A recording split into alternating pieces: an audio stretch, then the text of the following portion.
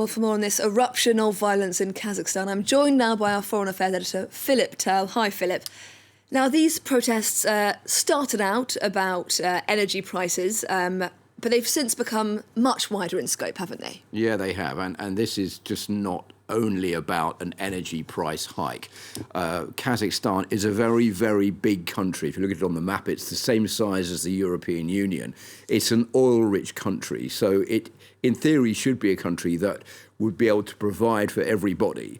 But if you look at the facts and figures about the country as a whole, Kazakhstan, you will see that there are some holes in the ability that it has to fulfill its needs for everybody. If you look at, for example, press freedom, there are only 155 out of 179 countries. That's according to Reporters Without Borders. And if you look at the poverty rate, there are 4.3% of the country who live below the poverty line, even though Kazakhstan is the richest nation in the region.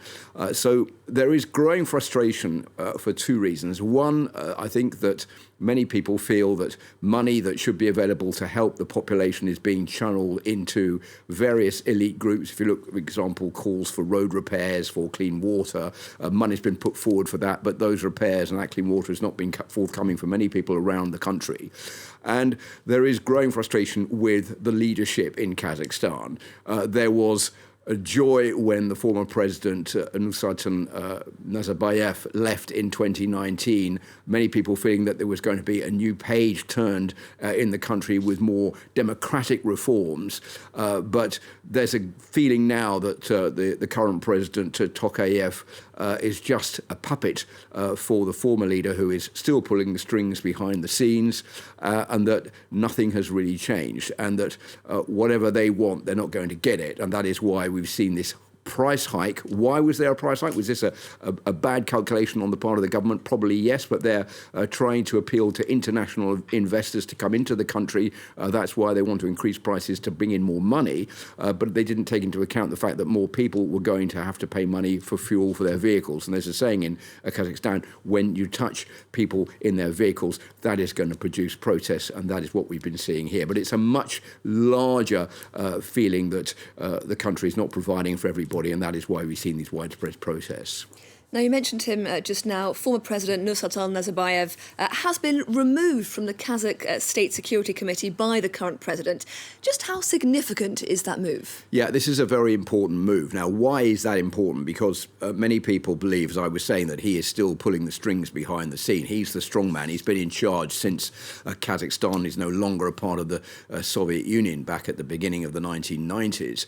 And when he was removed, when he resigned in 2019, there was a feeling, as I was saying, that this was going to be a huge benefit for the country, but that hasn't been forthcoming. And he's been in charge of the State Security Committee, which controls the police and the army and also the secret police in Kazakhstan. And it's also known that members of his family control vast amounts of the economy in Kazakhstan. And the former president himself, owns properties all over the world. So the fact that he has now been removed is very important. But if he was removed, it's only because he agreed to go. And why did he agree to go? So that he can put the current president, Tokayev, in a position as being the fall guy. So if it all goes bad, it's the current president who's going to go and not Nazarbayev, who will still be behind the scenes. Remember that Nazarbayev has been proclaimed leader of the nation, a lifetime title. So even if he has gone from the State Security Council, he's still, in theory, the leader of the nation and will be for the rest of his life. And how is all this violent unrest going down in neighbouring Russia? Well, as you've seen on the news, Russia is now taking the part in this sending in of supposed peacekeepers to try to keep the peace there. But the bottom line here is that Russia is very worried. It sees Kazakhstan as its backyard, and it certainly doesn't want any unrest there. So it's joining forces to make sure that this unrest is contained, because it wants to support the government and doesn't want it to go any further. Philip Turle with today's Global Grid. Thank you very much.